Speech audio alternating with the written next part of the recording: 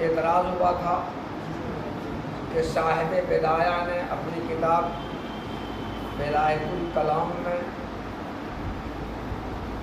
علم اقتصادی کی دو قسمیں قرار دی، ایک علم ضروری اور دوسرا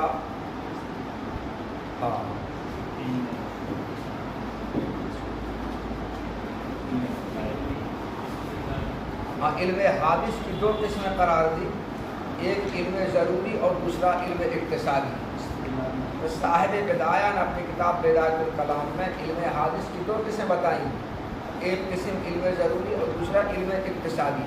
تو یہاں دیکھو علم اقتصادی کو علم ضروری کا قسم قرار دیا اور مقسم کون ہے؟ علم حادث۔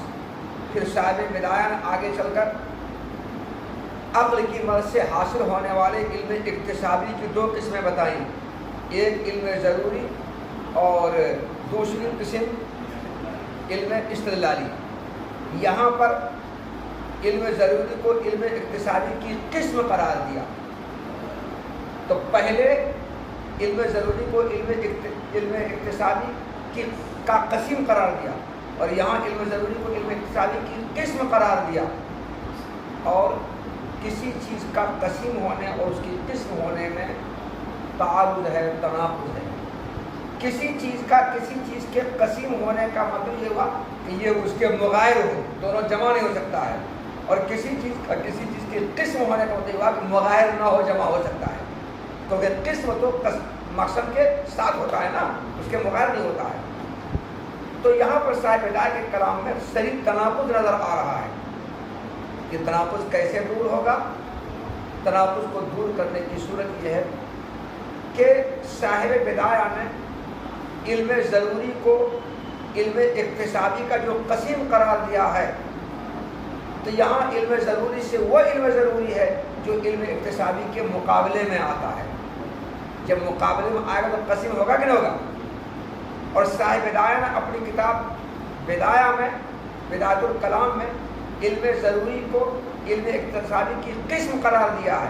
تو علم اقتصادی کی قسم، علم ضروری علم اقتصادی کی قسم جو قرار دیا ہے، وہاں علم ضروری سے وہ علم ہے جو علم اقتصادی کا قسم نہ ہو، بلکہ علم اقتصادی کا قسم نہ بلکہ اس کی قسم ہو، اس کی قسم ہو۔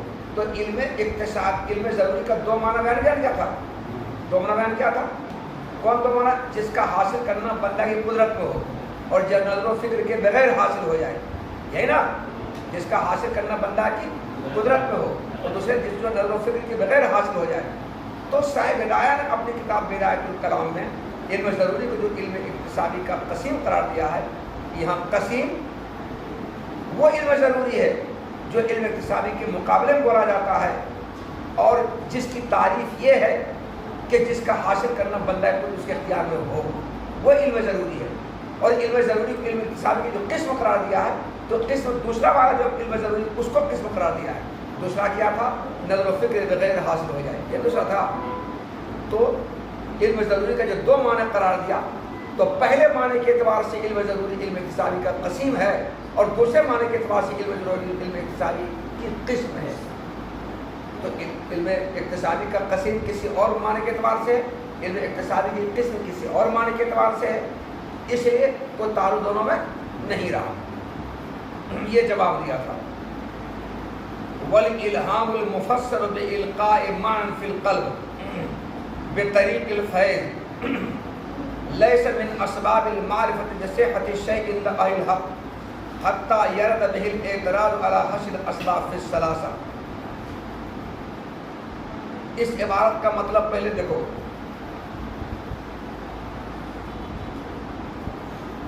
موتن نے اس سے پہلے کہا کہ اسباب علم تین ہیں، حواس سے سلیمہ، خبر صادق اور عقل۔ بعض لوگوں نے الہام کو بھی سبب علم قرار دیا ہے، جہاں حصول علم کے وہ تین اسباب ہیں، وہیں الہام بھی سبب علم ہے۔ موتن پر اعتراض پڑا کہ اے موتن، آپ نے سبب علم تین ہی کیسے قرار دیا؟ الہام بھی تو سبب علم ہے۔ اس سے بھی تو علم حاصل ہوتا ہے. تو 3 ہی کیسے کہا آپ نے؟ تو صاحب علم کو 3 میں منحصر کرنا آپ کا صحیح نہیں ہے، درست نہیں ہے، کیونکہ الہام سے بھی علم حاصل ہوتا ہے. یہ ہے ماتن پر اعتراض.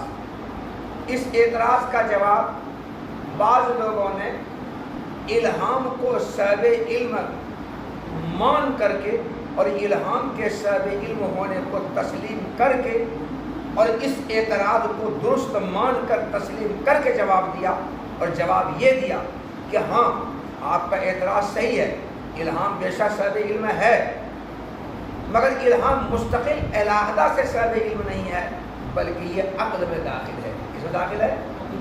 عقل داخل. تو اعتراض کو درست مان کر کے بعض لوگوں نے جواب دیا کہ ہاں آپ کا اعتراض درست ہے، صحیح ہے، بے شک الہام صاحب علم ہے، مگر الہام علیحدہ سے مستقل طور پر الگ سے کوئی صاحب علم نہیں ہے، بلکہ یہ عقل میں داخل ہے. تو اب لے دے کر کے صاحب علم 3 ہوا، ہوا سے سلیم خبر صادق کو قتل. بعض لوگوں نے یہ جواب دیا، مگر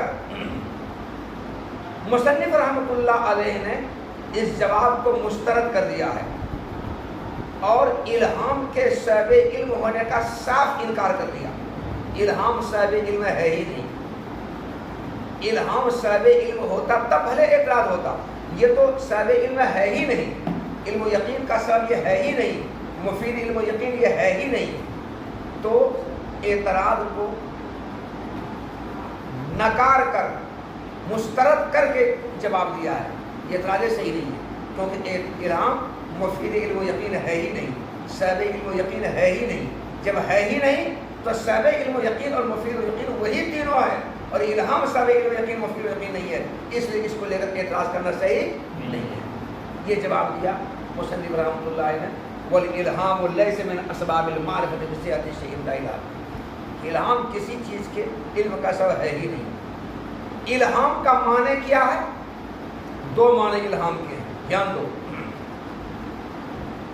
الہام کا ایک معنی ہے اللہ تعالی کا بندہ کے دل میں بندہ کے قصد کے بغیر، بندہ کے حق کے بغیر کسی اچھی بات کا فیضان کے طور پر ڈال دینا، اس کا نام الہام ہے. اللہ تعالیٰ کا بندہ کے دل میں کسی اچھی بات کو بغیر استحقاق اور بغیر اکتساب کے فیضان کے طریقے پر ڈال دینا. فیضان ڈال دیا، بہا دیا، بلا استحقاق بلا اکتساب کے.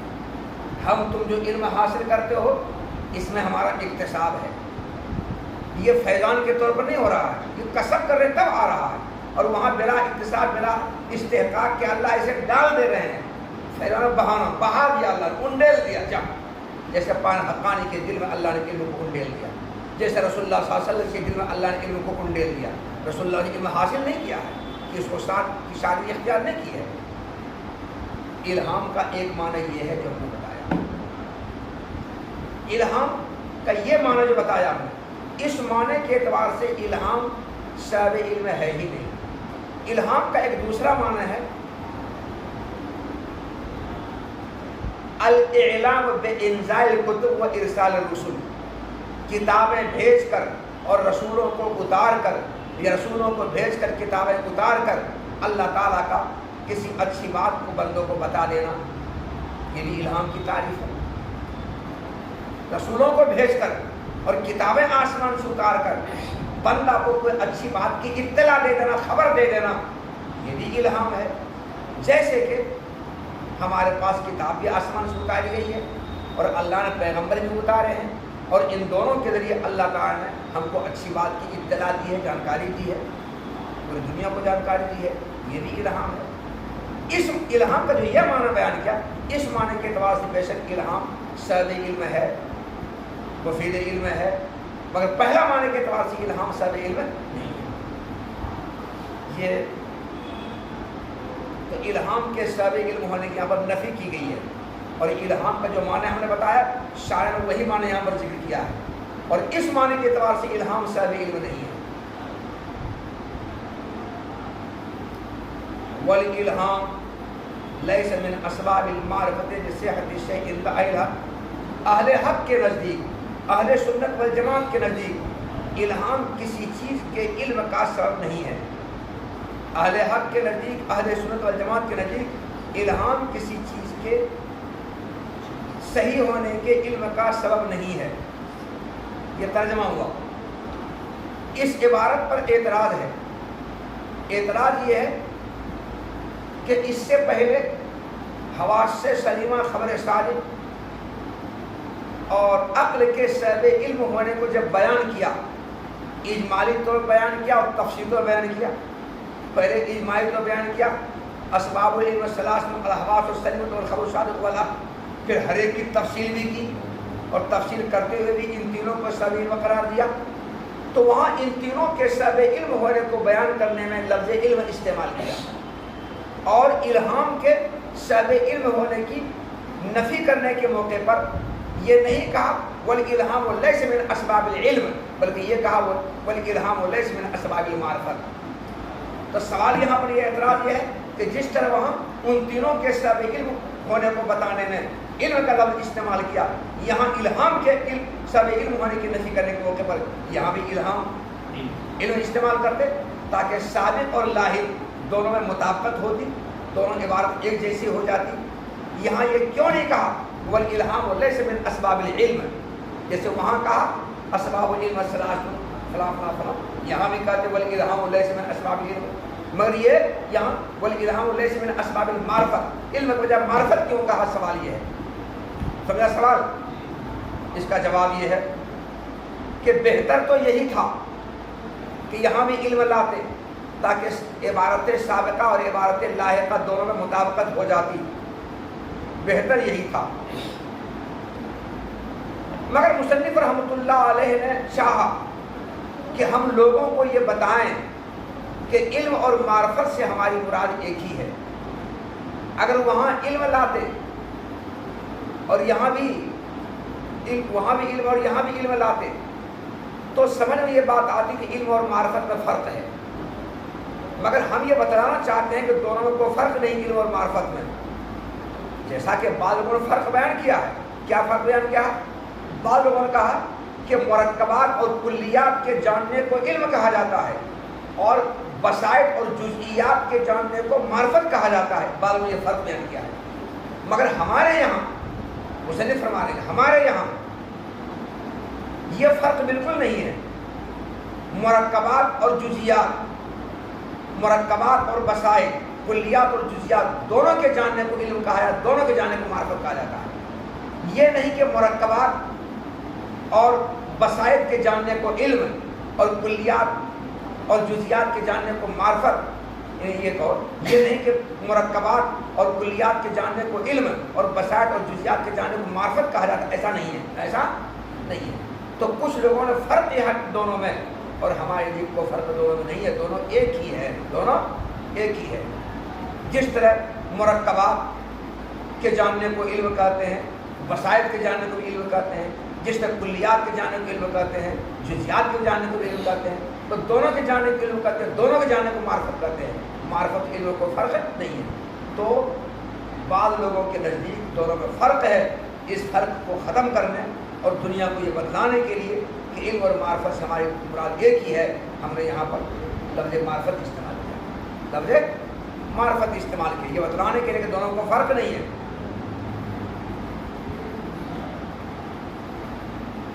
ایک اعتراض یہ ہے۔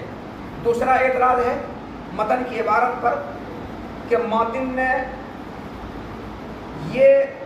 نے عبارت لائی والالہام لیس من اسباب المعرفت بصحت الشیء، یہ لفظ صحت کو بڑھایا، ان کو یوں کہنا چاہیے والالہام لیس من اسباب المعرفت بالشیء۔ لفظ صحت کیوں بڑھایا؟ اگر صحت ہٹا دیتے، صرف بالشیء کہتے تو کیا ترجمہ ہوتا؟ الہام کسی چیز کے جاننے کا سبب نہیں ہے، یہ نہ ہوتا۔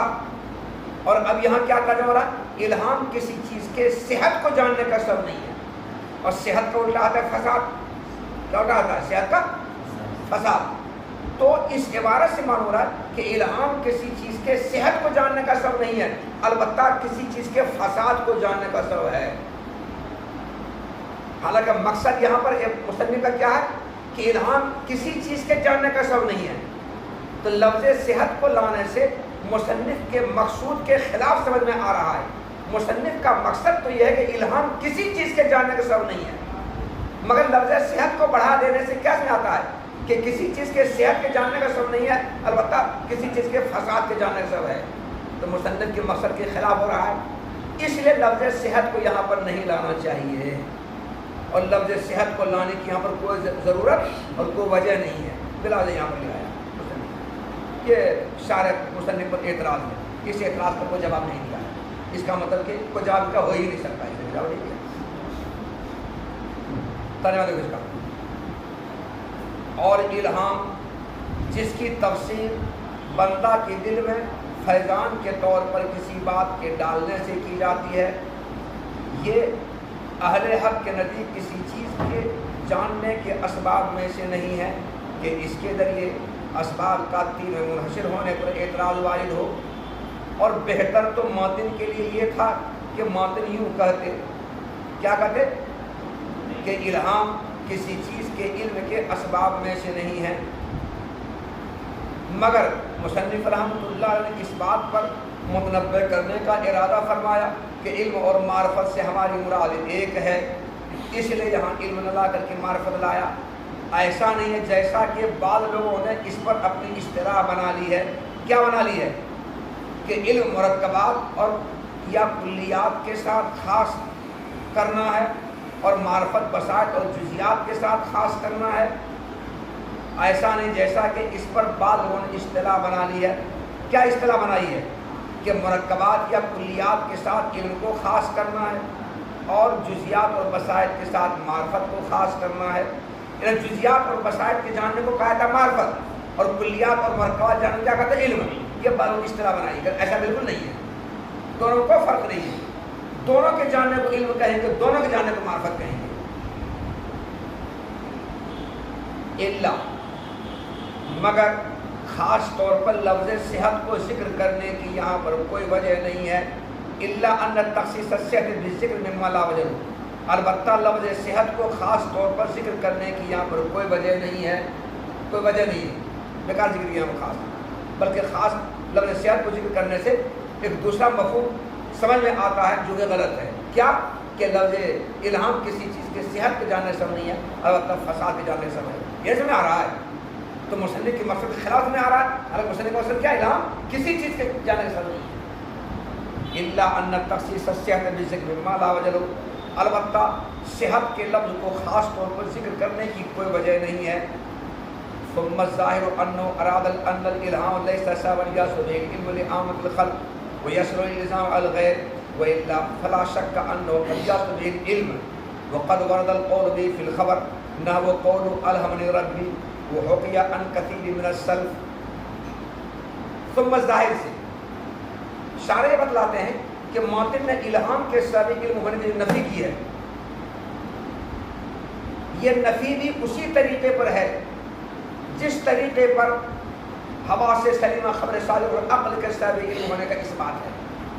ان تینوں کے سابق علم ہونے کا اس بات جس طریقے پر ہے، اسی طریقے پر الہام کے سابق علم ہونے کی نفی ہے۔ اور ان تینوں کے سابق علم ہونے کا اس بات کیسے ہے؟ یہ تینوں کے تینوں عام مخلوق کے لیے سابق علم ہے، اور یہ تینوں دوسروں پر حجت بننے کی صلاحیت رکھتا ہے۔ تو یہ تینوں کے تینوں عام مخلوق کے لیے سابق علم ہے، سب کے لیے سابق علم ہے، سب کے لیے مفید علم و یقین ہے، سب کے لیے سابق علم و یقین ہے، اور دوسروں پر حجت بننے کی صلاحیت رکھتا ہے۔ یعنی ہمارے لیے اور کے لیے جو علم و یقین حاصل ہوا، وہ تم کو بھی علم و یقین حاصل ہونا پڑے گا، تم کو بھی ماننا پڑے گا۔ تو یہ تینوں کے تینوں اس طریقے پر سابق علم ہے کہ عام مخلوق کے لیے سابق علم ہے، اور دوسروں پر لازم ہوگا، غیر پر حجت بنے گا۔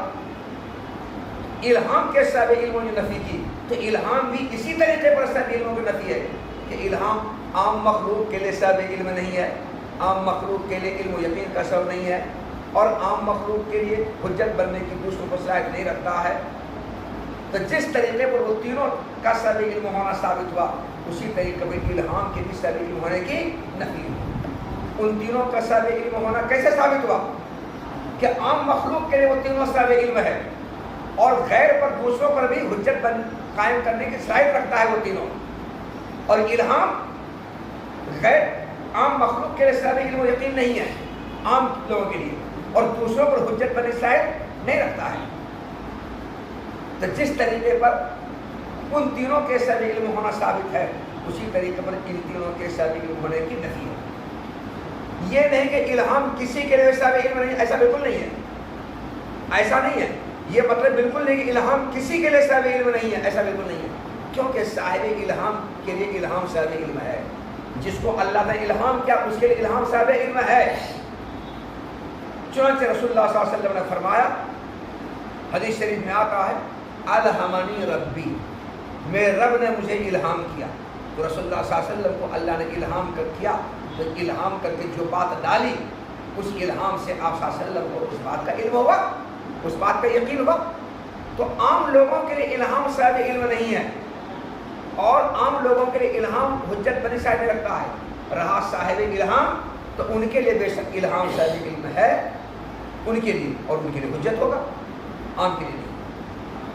अगर इल्हाम के साबित इल्म होने की नफी जो मुअत्तिल ने की है, अगर नफी उस तरीके पर ना हो बल्कि नफी इस तरीके पर हो कि इल्हाम किसी के लिए साबित इल्म नहीं है, तो ये बात शक व शुबा से बालातर है कि हदीस शरीफ में भी आता है और बाद बुजुर्गों से मनकूल है कि उनको इल्हाम अल्लाह ने दिया और इल्हाम से उनको इल्म हासिल हुआ।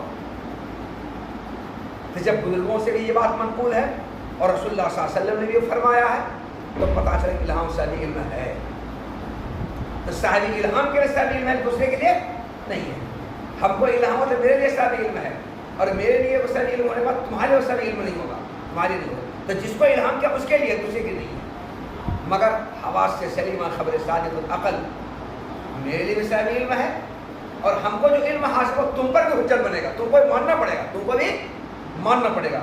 मसला हम तरतीब दिया, अल-आलमत कुल मुतन हादिस मुक़द्दम तरतीब दिया, नज़र फ़िक्र किया, सूरह में तरतीब दिया, हमको इल्म हासिल किया कि आलम हादिस है। बताओ ये इल्म तुम्हारे पर लाजिम होगा कि नहीं होगा? तुमको भी मानना पड़ेगा, तुमको भी मानना पड़ेगा। खबर सादिक से जो हमको इल्म हासिल हो तुमको भी मानना पड़ेगा, या हवास से सलीमा से हमको जो इल्म तुमको भी मानना पड़ेगा। तो दूसरे पर वो लाजिम हो जाता है, इन तीनों से जो इल्म हासिल होता है। मगर इल्हाम में ऐसा नहीं है, हमको इल्हाम हुआ तो हम पर वो इल्म हमको होगा, मगर तुम पर वो लाजिम नहीं होगा। तुम कह दोगे आपको इल्हाम हुआ करे हम नहीं मानते, तुम पर वो लाजिम नहीं होगा। आई बात समझ में? देखो फिर मतन की इबारत से जाहिर यही हो रहा है कि मुसन्निफ का मकसद ये है कि इल्हाम ऐसा सबब नहीं है कि जिससे आम मखलूक को इल्म हासिल हो और दूसरों पर उस इल्म को लाजिम करने की सलाहियत रखे, यही मतलब है। वरना तो इस बात में कोई शक नहीं है कि कभी कभी इल्हाम के ज़रिए साहिब इल्हाम को भी इल्म होता है, और हदीस शरीफ में साहिब इल्हाम को इल्हाम के ज़रिए इल्म हासिल होने के मुतल्लिक़ वारिद हुआ है। जैसे रसूलुल्लाह सल्लल्लाहु अलैहि वसल्लम के इरशाद है, अलहमनी रब्बी, मेरे रब ने मुझे इल्हाम किया, इल्हाम को हुआ, और वो हो गया अन कसीर नस्ल, और बहुत से बुजुर्गों से भी मनकूल है कि उनको इल्हाम से इल्म हुआ है। तो बहुत से बुजुर्गों से मनकूल है रसूलुल्लाह सल्लल्लाहु अलैहि वसल्लम को भी इल्हाम से इल्म हुआ है। पता मुतलक़न इल्हाम से भी इल्म नहीं, ऐसी बात नहीं है, बल्कि आम मखलूक के लिए सब इल्म नहीं है, और ऐसा सभी इल्म नहीं कि दूसरों पर हुज्जत बन सके, दूसरों पर लाजिम, ऐसा सभी नहीं। वो अम्मा क़ौल वाहिद अल-अदली व तक़लीद मुज्तहिदी फ़क़द युफ़ीदान अल-ज़न्न वल एतिक़ाद अल-जाज़िम अल्लज़ी यक़बुलु ज़वाल फ़कअन्नहु अराद बिल इल्म मा ला यशमलुहा व इल्ला फ़ला वजह लिहस्र अस्बात सलासा। एतराज़, खबर वाहिद उस खबर को कहा जाता है जिस खबर में तवातुर की शर्तें न पाई जाएं। ठीक है, ये खबर वाहिद। खबर वाहिद में एक लफ्ज़ आया आदिल, अदल आया है। अदल कहा जाता है इंसाफ करने को, मगर यहाँ अदल का माने वो नहीं है। अदल एक सिफत है, और ये सिफत ऐसी है کہ اس کے بغیر محدثین کا کسی حدیث کو بیان کرنا صحیح نہیں ہے۔ عادل اس آدمی کو کہا جاتا ہے جو فرائض، واجبات، سنن اور مستحبات کی پابندی کرنے کے ساتھ ساتھ، اس کی ادائیگی کرنے کے ساتھ ساتھ محرمات سے، مشتبہات سے بچتا ہو، اور گناہ صغیرہ اور کبیرہ دونوں، گناہ کبیرہ سے اجتناب کرتا ہو، اور صغیرہ اگر ہو گیا تو اس پر اصرار نہ کرتا ہو، اصرار نہ کرتا ہو، اور اپنی زندگی میں کوئی ایسا کام نہ کرے جو اس کی ثقافت کو مجروح کر دے، جیسے راستے میں بیٹھ کر جہاں چاہے وہیں پیشاب کرنے لگ جانا، راستے میں چلتے ہوئے جہاں چاہا وہیں کھانا شروع کر دیا، جہاں چاہا وہیں کھانا شروع کر دیا، تو اس سے آدمی کی ثقافت مجروح ہو جاتی ہے، ثقافت ختم ہو جاتی ہے۔ راستے میں جہاں چاہا وہیں پیشاب کرنے بیٹھ گئے، جیسے ہندوؤں کو دیکھتے ہو یا چرواہا کو دیکھتے ہو، یا جہاں چاہا وہیں پر راستے میں چلتے پھرتے کھا رہے ہیں۔ یہ جو پلیا ہے خانقاہ گیٹ کے پاس، کبھی اس پلیا پر ہم کو بیٹھتے دیکھا آج تک؟ اس کے اظہر صاحب کو دیکھا ہے کبھی؟ وہاں کبیر صاحب کو دیکھا ہے یا کسی استاد کو؟ پلیا پر بیٹھتے تھے۔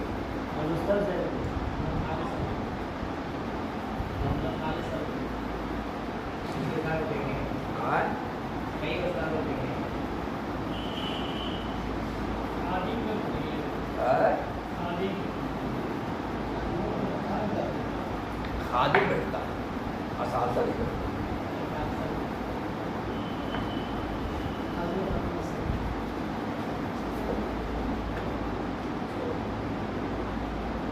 ہاں، تو عادل اس آدمی کہا جاتا ہے جو فرائض، واجبات، سنن و مستحبات کی پابندی کرنے کے ساتھ ساتھ گناہ کبیرہ سے بچتا ہو، اور صغیرہ پر اصرار نہ کرتا ہو۔ گناہ صغیرہ تو ہوتے رہتا ہے، بولے بیٹھے اصرار نہ کرتا ہو، اور کوئی ایسا کام نہ کرے جو اس کی ثقافت کو مجروح کر دے، جیسے جہیں تہیں بیٹھ کر پیشاب کرنے لگنا، راستہ میں چلتے ہوئے کھانا۔ میں نے ایک دن استاد کو دیکھا، جو اچھے استاد ہیں، وہ چنے کی چمڑی لے لیا ہے، بکتے رہتا ہے بیٹھ اور لے کر کے پکتے جا رہے، کھاتے جا رہے، ادھر آگے بڑھتے جا رہے ہیں۔ یہ ہے ثقافت کے خلاف۔ تو جس آدمی کے اندر یہ صفت ہے اس کو عادل کہا جاتا ہے، اور ان تمام صفات کے مجموعے کو عدل کہا جاتا ہے۔ سمجھا؟ عدل، عدل انصاف نہیں ہے، معنی انصاف کے، مگر یہاں پر وہ معنی نہیں ہے۔ ان تمام اوصاف کو جامع جو صفت ہے اس کو عدل کہا جاتا ہے۔ ان تمام اوصاف کو جامع جو صفت اس کو عدل کہا جاتا ہے۔ عدل ایک صفت ہے۔ تو ایک عادل آدمی کی خبر واحد سنت خبر تک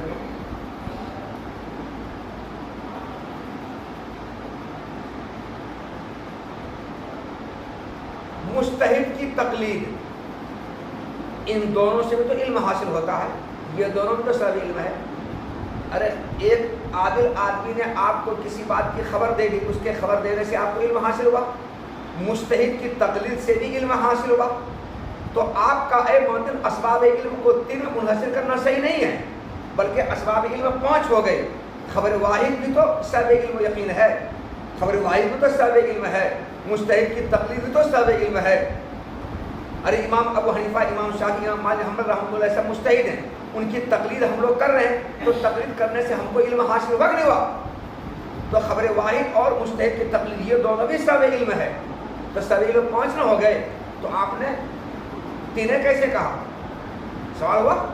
اس کا جواب یہ ہے کہ ہم نے جو سب علم 3 قرار دیا ہے، اسباب العلم ثلاثۃ میں علم سے مراد وہ علم ہے جو تصدیق یقینی ہو، تو علم سے مراد تصدیق یقینی ہے، یعنی تصدیق یقینی کے اسباب 3 ہیں، تو علم سے مراد علم یقینی، تصدیق یقینی ہے۔ ایسا علم جو یقین کے درجے میں ہو، اس کے اسباب 3 ہیں، حواس سلیمہ، خبر صادق اور عقل۔ رہا خبر واحد، بے شک اس سے علم حاصل ہوتا ہے، مگر وہ علم تصدیق یقینی کے درجے میں نہیں ہوتا بلکہ ظن ہوتا ہے۔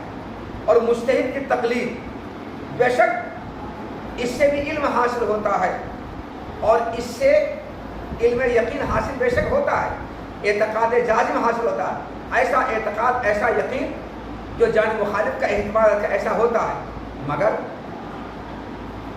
تشکیک مشکک سے مجتہد کی تقلید سے جو علم حاصل ہوا ہے وہ زائل ہو جاتا ہے.